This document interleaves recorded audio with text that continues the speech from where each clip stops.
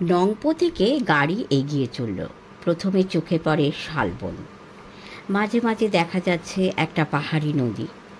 নদীটা যেন গোকুলদের সঙ্গে ক্রমে উঁচুতে উঠছে। নদীর ধারে ধারে পাইন গাছ যেন প্যাগোডার মতো মাথা তুলে আছে। নদীর ধারে কোথাও কোথাও হঠাৎ নানা রঙের ফুলের ঝোপ দেখা যাচ্ছে। তবে দেখাচ্ছে যদিও ওই রকম, আসলে নানা রঙের পোশাক পরা পাহাড়ের মেয়েরা নদীর জলে জামা কাপড় আর নানান সব জিনিস ধুচ্ছে, স্নানও করছে। বিমল কাকা পাহাড়ি আঁকা বাঁকা পথে দিব্যি গাড়ি চালিয়ে চলেছেন। এক একটা বাঁকের মুখে ইংরেজি ইউ আর ভি অক্ষর লেখা আছে।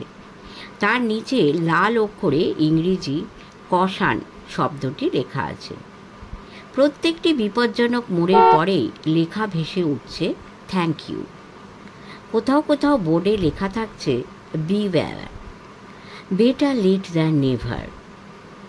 গুগল জানে কেন বোর্ডে কথাগুলো লেখা আছে। নিশ্চয়ই সব থেকে ভালো জানেন বিমল কাকা, কারণ যারা এ পথে গাড়ি চালান তাদের সব সময়ে সাবধান থাকতেই হয়। তাদের সাবধান করে দেবার জন্যই বোর্ডগুলো রাখা আছে। পথে কোনো গাড়ি চোখে পড়ছে না, না পারারই কথা। গোগলদের জলপাই রঙের ইটালিয়ান ফিয়াট শিলংয়ের পথে চলেছে সকলের আগে। শিলং থেকে ডাউনে এখনো কোনো গাড়ি আসবে না। ব্যারো নংপো থেকে প্রথম গাড়ি গোগলদের, পিছনে আরও 7-8টি গাড়ি আসছে। এ পথে ওভারটেক করা ট্রাফিক নিয়মে অপরাধ। সে অপরাধ কোনো চালকই করেন না। বিমল কাকা গোগলের দিকে একবার তাকিয়ে দেখে হাসলেন, আবার সামনে চোখ রেখে জিজ্ঞেস করলেন, কেমন লাগছে গোগল? খুব ভালো। গোগল হেসে বলল, এই নদীটা কি শিলং পর্যন্ত উঠবে? বিমল কাকা বললেন, না, সেই বড় পানি লেকের কাছেই এ নদী মনে হবে সমতলে নেমে গেছে। বর্ষায় এ নদীর জল প্রায়ই বন্যায় পাহাড়ে গ্রাম ভাসিয়ে দিত। সেজন্যই নদীর পথ ঘুরিয়ে দেওয়া হয়েছে। আচ্ছা বিমল কাকা, তুমি বলছিলে লেকটার নাম বড় পানি, তাই না? গোগল চিন্তিত মুখে জিজ্ঞেস করল। বিমল কাকা বললেন, হ্যাঁ, কেন বলো তো? তোর কি কোনো ঝর্ণার জল মনে পড়ে গেল? ঠিক বলেছ। গোগল হেসে একবার পেছন ফিরে বাবা মার মুখের দিকে দেখল, বলল, ঝর্ণাটা আমি দেখিনি, বাবার মুখে শুনেছি। ওড়িশার শিমলিপালের জঙ্গলে বড়াইপানি নামে একটা জলপ্রপাত আছে। বাবার কাছে তার ফটোও দেখেছি। পিছন থেকে বাবা বললেন, এটা বড় পানি লেক, আর এটা বড়াইপানি ফলস। বড়ও আছে, পানিও আছে। গোগল বলল, তাহলে এখানকার লোকেরাও জলকে পানি বলে, ওড়িশার লোকেরাও পানি বলে। তবে খাসিয়া বা জয়ন্তিয়া পাহাড়ের লোকেরা জলকে পানি বলে না। বিমল কাকা বললেন, বড় পানি নামটা অসমীয়াদের দেওয়া। শিলং যাচ্ছ, দেখবে কি সুন্দর জায়গা। তবে আসামেরও অনেক কিছু দেখবার আছে। ফেরবার সময় গুয়াহাটি থেকে আমরা অন্তত একবার কামাখ্যা পাহাড়ে উঠব। কামাখ্যা পাহাড়ের ওপর থেকে গুয়াহাটি শহর আর ব্রহ্মপুত্র নদীর দৃশ্য ভারী সুন্দর দেখায়। আর উমানন্দ মহাদেবের মন্দির নদীর একটি দ্বীপে, সেখানেও আমরা যাব। তুমি কি নরকাসুরের নাম শুনেছ? বইয়ে পড়েছি, গোগল বলল। নরকাসুর কামরূপে রাজা ছিলেন।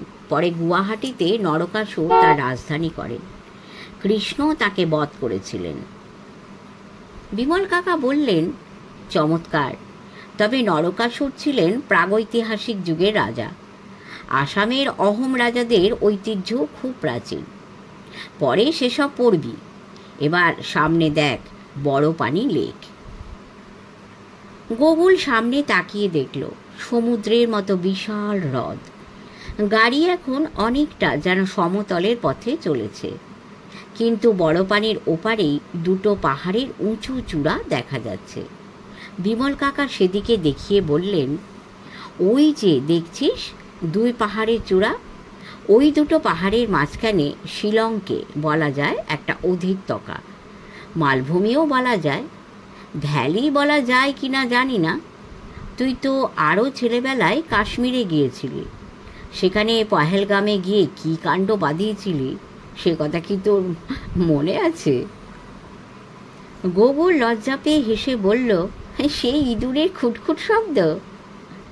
ইঁদুরের বদলে পুলিশের তাড়ায় বেরিয়ে পড়েছিল মস্ত আর ভয়ঙ্কর সাপ।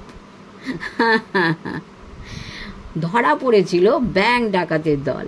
সে যাই হোক, তোর হয়তো সেই সময়ের কাশ্মীরের কথা বিশেষ মনে নেই। কাশ্মীর হচ্ছে হিমালয়ের বুকে 40 মাইল লম্বা একটা ভ্যালি। পৃথিবীতে ওই রকম ভ্যালি আর কোথাও নেই, সেটাই কাশ্মীরের সৌন্দর্য। শিলংও অনেকটা তাই। তবে কাশ্মীরে এই উঁচুতে যেমন আছে ঝিলম নদী, তেমনি আছে প্রায় 40 মাইল লম্বা হ্রদ। নৌকো করে ঘুরলেই আসল কাশ্মীরকে দেখা হয়। শিলং সেই রকম নয়, তবে দেখবি শিলংয়েরও একটা আলাদা সৌন্দর্য আছে। গাড়ি শিলং শহরে ঢুকতেই দেখা গেল সামনের পথ বন্ধ। প্রচুর পাহাড়ের লোক রাস্তায় দাঁড়িয়ে আছে। সমস্ত গাড়ির পথ আটকানো। শহরের প্রধান রাস্তা বলেই গাড়িও অনেক দাঁড়িয়ে পড়েছে। পুলিশ পথ থেকে লোক সরাবার চেষ্টা করছে, কিন্তু পারছে না। একটা উত্তেজনা রয়েছে। সামনে বাঁ দিকে একটা ছোট রাস্তায় কিছু গাড়ি ঢুকে পড়ছে। বিমল কাকা গাড়ি দাঁড় করিয়ে খাসিয়া ভাষায় পথের ধারের একজন পাহাড়ি লোককে ডাকলেন। লোকটি এগিয়ে আসতে বিমল কাকার প্রশ্নের জবাবে লোকটি তার নিজের ভাষায় জবাব দিল। বিমল কাকা পিছন ফিরে বাবাকে বললেন, আজকাল সব জায়গাতেই কিছু না কিছু গোলমাল লেগেই আছে। একটি খাসিয়া ছেলের ডেড বডি নাকি কোথায় পাওয়া গেছে, তাই নিয়ে শহরে বেশ উত্তেজনা। জনতা থানা আর অ্যাসেম্বলি ঘেরাও করেছিল। গভর্নমেন্ট থেকে বলা হয়েছে সন্ধ্যের মধ্যে তদন্ত করে প্রকৃত ঘটনা জানানো হবে। কিন্তু আমরা তো এই অবরোধে আটকে থাকতে পারিনি। এগিয়ে বাঁ দিকের পথ ধরে বেশ খানিকটা ঘুরে আমাদের বাড়ি যেতে হবে। ডেড বডির গায়ে কোনো দাগ টাগ নেই? গোগোল জিজ্ঞেস করল। মা পেছন থেকে বলে উঠলেন, এত খবরে তোমার কি দরকার গোগোল? আমি তোমার ওরকম হাবভাব না একটুও পছন্দ করি না। গোগোল কি করে মুখ চুন করে বিমল কাকার দিকে তাকালো। বিমল কাকা বলল, ডেড বডির গায়ে কোনো আঘাতের দাগ টাগ আছে কি না আমি জিজ্ঞেস করিনি। মনে হয় বাড়ি গেলে বাবার কাছে সব শুনতে পাবো। গোগোল আর কোনো কথা জিজ্ঞেস করলো না। বিমল কাকা দাঁড়িয়ে থাকা কয়েকটা গাড়ি ট্রাক পেরিয়ে বাঁ দিকে সরু উঁচু রাস্তায় গাড়ি ঢোকালেন। দুপাশেই ঘিঞ্জি বাড়ি। গাড়ি আসতে চলেছে। পিছনে একটা গাড়ি মাঝে মাঝে হর্ন দিচ্ছে। গোগোল মুখ বাড়িয়ে দেখল সেই অ্যাম্বাসেডর গাড়িটি আসছে। দরজার খোলা কাঁচ দিয়ে মুখ বাড়িয়ে আছেন সেই ভদ্রলোক। যার লম্বা চুল, মুখে গোঁফ দাড়ি, চোখে হালকা নীল কাঁচের চশমা, গায়ে সিল্কের নামাবলী। খানিক পরে গাড়ি চলে এলো পাহাড়ি ফাঁকা পথে। পাইন বনের ফাঁকে ফাঁকে দূরে একটা সমতল সবুজ মাঠের মতো দেখা যাচ্ছে। কিন্তু বিমল কাকা চলেছেন অন্যদিকে। বললেন, বাড়ি পৌঁছতে আমাদের আর বেশি দেরি নেই। রিলবংয়ের কাছাকাছি এসে গেছি। গোগোল রিলবংয়ের নাম শুনেই বুঝল সেখানেই বিমল কাকাদের বাড়ি। আর রিলবংয়েই কোনো একটি বাড়িতে রবীন্দ্রনাথ ঠাকুর ছিলেন। এখানে বেড়াতে এসে সে কথাও ও বিমল কাকার মুখেই শুনেছে। গাড়ি একটা উতরায়ের পথ পেরিয়ে আবার চড়াই উঠতে আরম্ভ করেছে। পেছনে কোনো গাড়ির শব্দ শোনা যাচ্ছে না। অন্যান্য গাড়িগুলো যে যার পথে চলে গেছে। বিমল কাকা রাস্তার ডান দিকে একটা সুন্দর কাঠের বাড়ির সামনে গাড়ি দাঁড় করালেন। বললেন, এসে গেলুম। বিমল কাকা আগে গাড়ি থেকে নামলেন। বাড়িটির সামনের বন্ধ দরজা খুলে গেল। বেরিয়ে এলেন ধুতি পাঞ্জাবির ওপর চাদর জড়ানো এক লম্বা চওড়া ভদ্রলোক। তিনি যে বিমল কাকার দিকে তাকিয়ে কি বললেন গোগোল তার বিন্দু বিসর্গও বুঝতে পারল না। ও গাড়ি থেকে নামবার আগে পিছন ফিরে দেখল বাবা দরজা খুলে নামছেন। ধুতি চাদর পরা ভদ্রলোকের মাথায় পাতলা চুল, সবই প্রায় সাদা। তিনি হাসতে হাসতে গাড়ির সামনে এগিয়ে এসে বাবার নাম ধরে ডাকলেন, আসো আসো, সত্য সত্যই যে আসলে, তাতে বড়ই সুখী হইলাম। বাবা গাড়ি থেকে নেমে ভদ্রলোককে প্রণাম করলেন। ভদ্রলোক বাবার হাত ধরে বললেন, জয়স্তু। মাও গাড়ি থেকে নেমে ভদ্রলোককে প্রণাম করলেন। ভদ্রলোক বললেন, আসো বৌমা, আসো। আমরা তোমাদের মতন ঘটির কথা কইতে গেলে দাঁত ভাঙিয়া পড়তে চাই। এই যা কইতেছি জানবা, কষ্ট কইরাই কইতেছি। আসলে আমরাও তো সিলেটি বাঙ্গাল।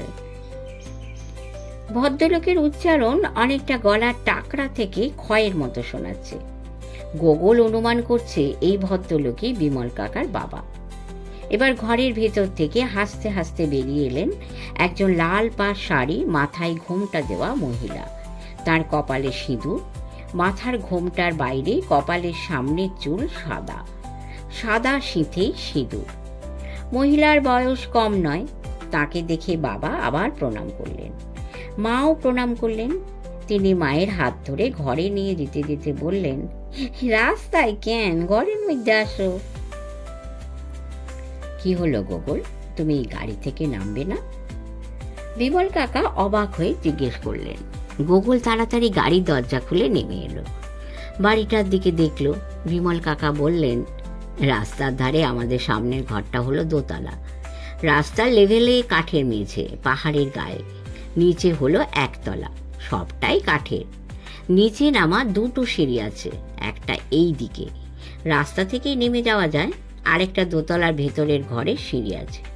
এসো, তোমাকে সব দেখাবো। ধুতি চাদর পরা ভদ্রলোক এগিয়ে এসে দুই হাত বাড়িয়ে গোগলকে প্রায় ছোঁ মেরে কাছে টেনে নিলেন।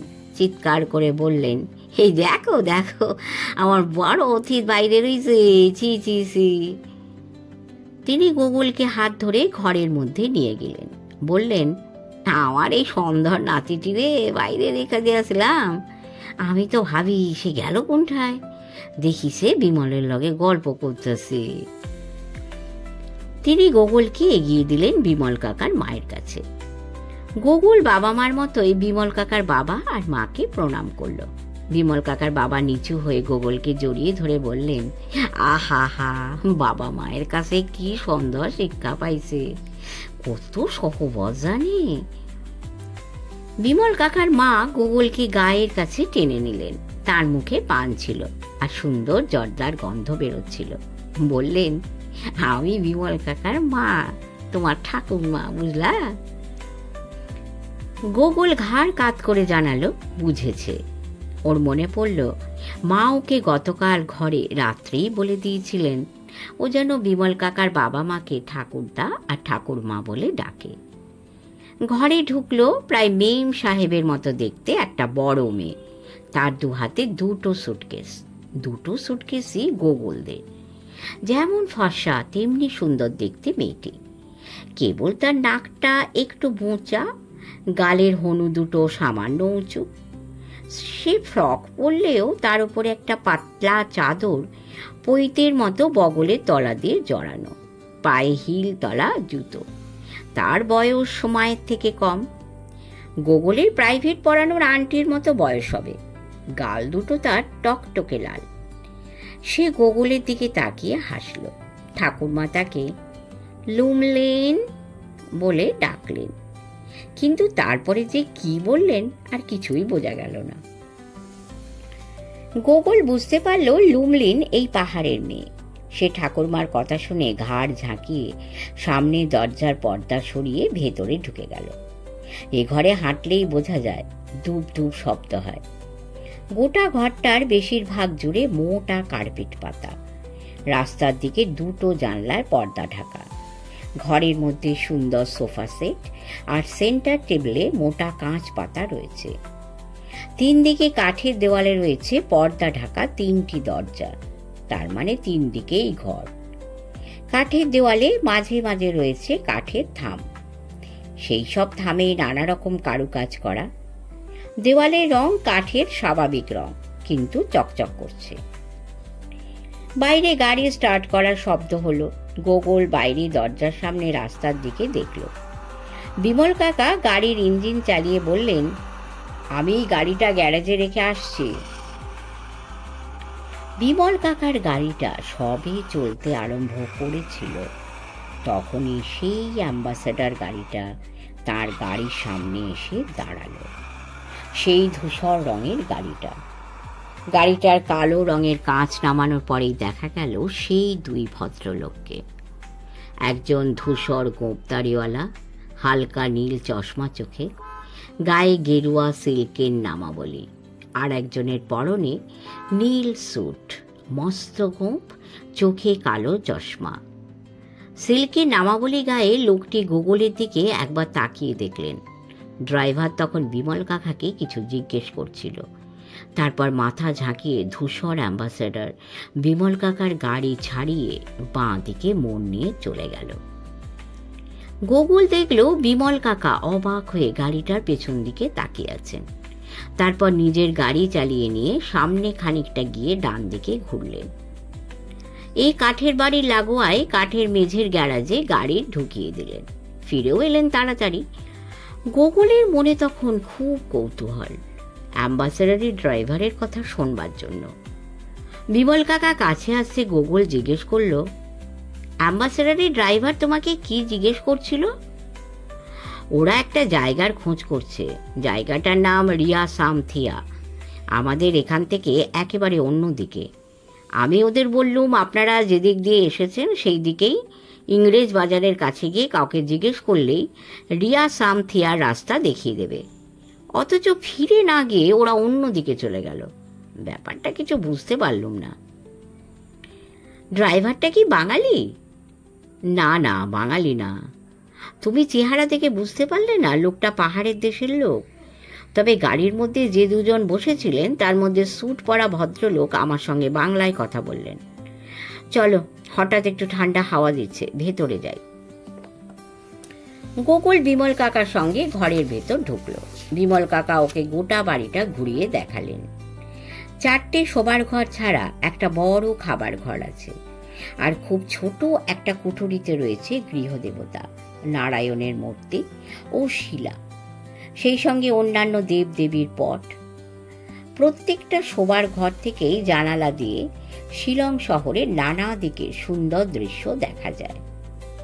খাবার ঘরের এক পাশ দিয়ে কাঠের সিঁড়ির নিচে নেমেছে। বিমল কাকা গোগলকে ডেকে সিঁড়ি দিয়ে নিচে নামলেন। নিচে নামতেই যে শব্দটা স্পষ্ট হয়ে উঠল, গোগল প্রথম থেকেই সেই শব্দটা মাঝে মাঝে পাচ্ছিল, একটা যান্ত্রিক শব্দ। বিমল কাকা বললেন, ওপরের মতো নিচে 5টা ঘর নেই। একটা বড় ঘরে আছে বাবার ছাপাখানা। এই ছাপাখানায় বাংলা খুব কমই ছাপা হয়, ইংরেজি বেশি ছাপা হয়। একটা সাপ্তাহিক ইংরেজি পত্রিকা এখান থেকে ছেপে বেরোয়। কলকাতার মতো আধুনিক প্রেস এটা নয়। চলো, তোমাকে প্রেসের ভেতরটা দেখিয়ে আনি। গোগল বিমল কাকার সঙ্গে প্রেসের ভেতর ঢুকলো। এর আগে ও কোনো দিন প্রেস দেখেনি। বিমল কাকা বললেন, এ হচ্ছে লাইনো টাইপের মেশিন। গোগল দেখলো 2টো মেশিন রয়েছে, বিদ্যুতে চলছে। আর কাজ যারা করছেন তারা সবাই এদেশীয় মহিলা। লুমলিনের বয়সী সব মেয়ে। ইংরেজি লাইনো মেশিনে যখন কাজ করছে, নিশ্চয়ই এরা ইংরেজিতেই লেখাপড়া জানে। বিমল কাকার পেছনে পেছনে ও আর একটা ছোট ঘরে ঢুকলো। সেখানে 2টো টেবিলের একটা সামনে বসে আছেন ঠাকুরদা, অর্থাৎ বিমল কাকার বাবা। আর একটা টেবিলের সামনে বসে এদেশীয় একজন মহিলা, তার চোখে চশমা। ঠাকুরদা হেসে ডাকলেন, আসো আসো মাই গ্রেট গেস্ট। বিমল কাকা মহিলাকে গোগলের পরিচয় দিলেন পাহাড়ি ভাষায়, নামটাও বললেন। মহিলা ইংরেজিতে বললেন, welcome Gogol, how do you do? Fine madam. Gogol হেসে বলল, থ্যাংক ইউ।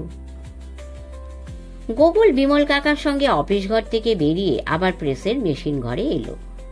সেখানে যারা কাজ করছিলেন তারা গোগলের দিকে তাকিয়ে হাসছিলেন। গোগলও হাসল। প্রেস থেকে বেরিয়ে কাঠের বারান্দা দিয়ে বিমল কাকা এগিয়ে গেলেন আর একদিকে।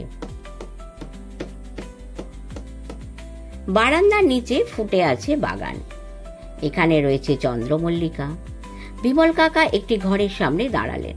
সেখানে উঁচু উনুনে রান্না হচ্ছে। রান্না করছেন একজন বাঙালি মহিলা। তার শাড়ি, হাতে শাঁখা লোহা আর সিঁথি সিঁদুর দেখলেই বোঝা যায় তিনি বাঙালি। তাকে সাহায্য করছে লুমলিন। বিমল কাকা বললেন, গোগল, এটি হচ্ছে আমাদের রান্নাঘর। উনুনের সঙ্গে মোটা পাইপ দেখছো, ওই পাইপ দিয়ে বাইরে ধোঁয়া বেরিয়ে যায়। যিনি রান্না করছেন তিনি সীতাদি। তুমি সীতা মাসি বলতে পারো। সীতাদি দারুণ ভালো রান্না করেন, খেলেই বুঝতে পারবে। সীতামাসি হেসে কি যে বললেন, গোগল তার বিন্দু বিসর্গও বুঝতে পারল না। ঠাকুরমা ঠাকুরদার কথা তবু বোঝা গিয়েছিল। সীতামাসি পাহাড়ি ভাষায় কথা বলেননি। গোগল তা বুঝতে পেরেছে। বলেছেন বোধহয় একেবারে খাঁটি সিলেটি ভাষায়। বিমল কাকা হেসে বললেন, আমি নতুন নাকি যে আপনার সম্পর্কে বাড়িয়ে বলবো? গোগলরা আপনার হাতে রান্না খেলেই বুঝতে পারবে। সীতামাসি হাসলেন, কিছু বললেন না। বিমল কাকা এবার লুমলিনের দিকে দেখিয়ে বললেন, ওর নাম লুমলিন। তুমি লুমলিনকে দিদি বলে ডাকবে। সীতাদি হচ্ছেন আমাদের দিদি, আর লুমলিন আমাদের বাড়ির মেয়ে। লুমলিন হেসে সিলেটি বাংলায় কিছু বলল, কিন্তু বিমল কাকা আগের মতোই পরিষ্কার কলকাতার ভাষায় বললেন, গোগল এখন ক্লাস 8-এ পড়ে, ওর বয়স হলো 12, আর তুমি চেষ্টা করবে ওর সঙ্গে আমার মতো করে কথা বলতে। লুমলিন গোগলের দিকে তাকিয়ে ঘাড় কাত করে উচ্চারণ করল, আচ্ছা আচ্ছা। সীতামাসি হেসে উঠলেন। বিমল কাকা ডাকলেন, এসো গোগল, তোমাকে আরেকটা জায়গা দেখিয়ে দিই। গোগল রান্নাঘরের বাইরে গেল। রান্নাঘর ছাড়িয়ে বাঁ দিকে একটা করিডোর মতো কাঠের বারান্দা বেঁকে গেছে। ডান পাশে দুটো পাশাপাশি দরজা। বিমল কাকা বাইরে থেকে সুইচ টিপে আলো জ্বালালেন। দুটো দরজাই খুলে দিয়ে বললেন, আমাদের বাথরুম হলো নিচে। গোগল দেখলো পাশাপাশি দুটো বাথরুমের একটাই রয়েছে স্নানের ব্যবস্থা, আর একটাই স্যানিটারি প্রিভি। এই দুটো ঘরের মেঝেই সিমেন্টের। বিমল কাকা আলো নিভিয়ে দিয়ে সামনের দিকে এগিয়ে গেলেন। বারান্দা শেষ। 3 ধাপ কাঠের সিঁড়ি নেমে গেছে নিচে। এদিকেও ছোট বাগান রয়েছে।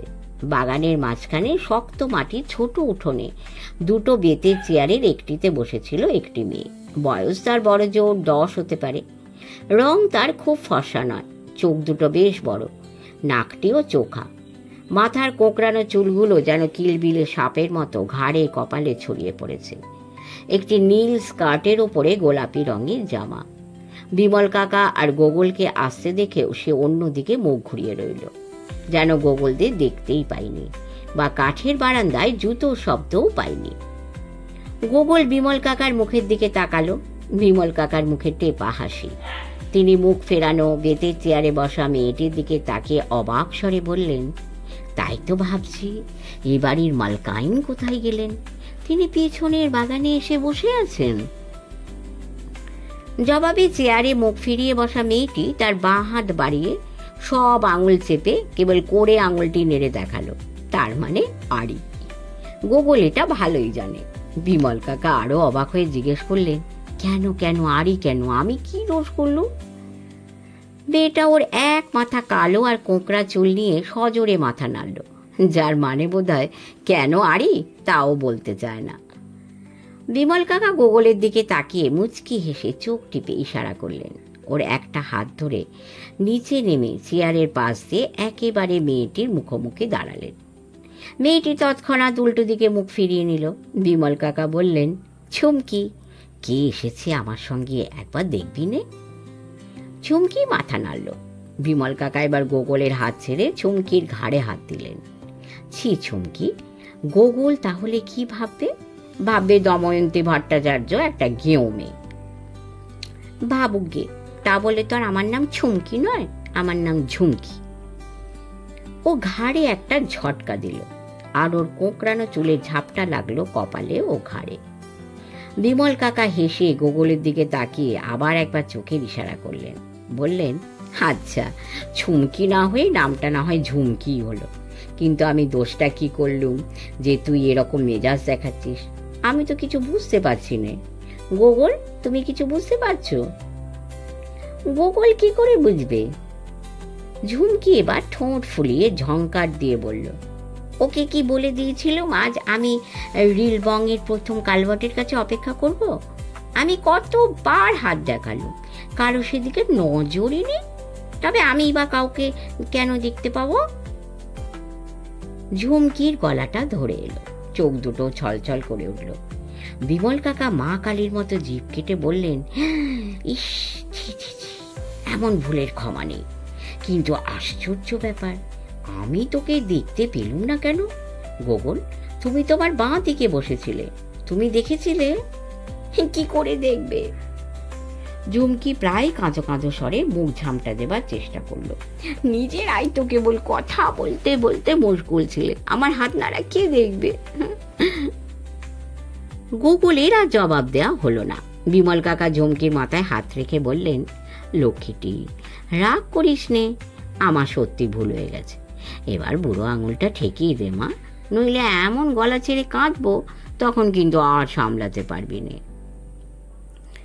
ঝুমকির মুখে হাসি ফুটল, যেন মেঘের কোলে রোদ উঠেছে। ও গোগলের দিকে তাকালো, তারপরে বাঁ হাতের বুড়ো আঙুলটা বাড়িয়ে দিল। বিমল কাকা তার বাঁ হাতের বুড়ো আঙুল ঝুমকির আঙুলে ছোঁয়ানোর পরে ভাব হলো। বিমল কাকা বললেন, এই হচ্ছে আমাদের গোগল। মানে খুদে গোয়েন্দা গোগল? ঝুমকি কথাটা বলে চেয়ার ছেড়ে উঠে দাঁড়ালো। গোগলের ইজ্জতে লেগে গেল ঝুমকির কথাটা। ও বলল, আমি মোটেও খুদেও নই, গোয়েন্দাও নই। সত্যিই তো ঝুমকি। বিমল কাকা এবার ঝুমকিকে চোখ টিপলেন। গোগল গোয়েন্দা হতে পারে, খুদে কেন হবে? ঝুমকি সঙ্গে সঙ্গে বলল, তাহলে ওটা বলা আমার অন্যায় হয়েছে, আর কখনো বলবো না। বলে ও গোগলের দিকে হাত বাড়িয়ে দিল। গোগল একবার বিমল কাকার মুখের দিকে দেখলো। বিমল কাকা হেসে মাথা ঝাঁকালেন। গোগল হাত বাড়িয়ে দিল। ঝুমকি গোগলের হাতটা শক্ত করে চেপে ধরে বলল, এখন থেকে তুমি আমার সঙ্গেই ঘুরবে। কেবল শিলং শহরের বাইরে যখন বেড়াতে যাবে, তখন বড়দের সঙ্গে যাবে, কেমন তো? গোগল ঝুমকির হাতে ঝাঁকুনি দিয়ে বলল, তা ঘুরবো, কিন্তু তুমি কি শিলং শহরের সব জায়গা চেনো? সব চিনি। ইচ্ছে করলে তোমাকে আমি শিলং শহরের বাইরেও বেড়াতে নিয়ে যেতে পারি। ঝুমকি হেসে বলল, কিন্তু দাদু দিদা আর এই মামা যেতে দেবেন না। আর আমার মা যখন শুনবে তোমাকে নিয়ে আমি কোথাও বেড়াতে যাব, তাহলে বাড়ি থেকে বেরোতেই দেবেন না। গোগল অবাক চোখে বিমল কাকার দিকে তাকালো। ঝুমকির মা কোথায়? তাকে তো গোগল এখনো পর্যন্ত দেখেনি। বিমল কাকা গোগলের অবাক মুখ দেখেই বুঝতে পারলেন ও কি জানতে চায়। তিনি বললেন, সীতাদি হলেন ঝুমকির মা। তুমি নিশ্চয় ভাবছো সীতাদি সিলেটি ছাড়া একটা কথাও বলতে পারেন না। তবে ঝুমকি কি করে বলছে? ঝুমকিকে আমি ছেলেবেলা থেকেই এভাবে কথা বলতে শিখিয়েছি। এখানে বাংলা মিডিয়ামের ভালো স্কুল নেই, ঝুমকি ইংলিশ মিডিয়ামে পড়ে। কিন্তু ওকে আমি কলকাতা থেকে নিয়মিত গল্পের বই, বিজ্ঞানের বই সব রকম পাঠাই। আর ওকে নিয়মিত আমাকে বাংলায় চিঠি লিখতে হয়। সেজন্যই ও তোমার আমার মতো বাংলা বলতে পারে, লিখতে পড়তেও পারে। গোগল হেসে মাথা ঝাঁকালো, কিন্তু ওর মনে একটা অন্যায় বোধ কাঁটার মতো খচখচ করতে লাগলো।